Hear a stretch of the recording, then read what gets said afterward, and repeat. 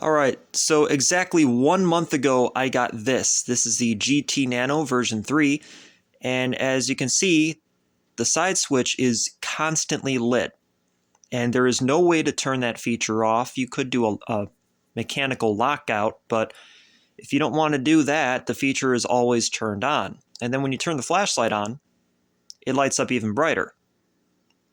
Now, a lot of people are concerned because that takes battery life. And yeah, it technically does. But here's another light I have. This one, I actually programmed it to blink even when the light's turned off.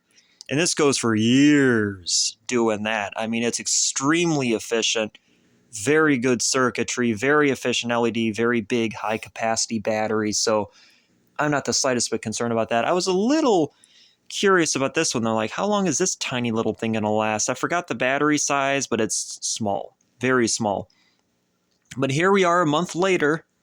This thing has been lit for all that time, and I still have access to all the modes. And this is the smallest battery configuration you could get for this light. They have a battery extension tube and they have a larger cell option. I have the tiniest one of the bunch. So this is worst case scenario.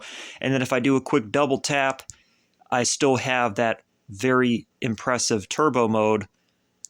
So scroll through the modes again.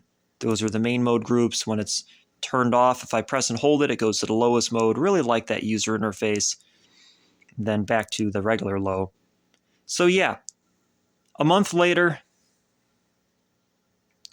after being constantly lit, this super itty bitty battery that fits inside of this tiny portion here is still holding up well, because this is a pretty efficient light.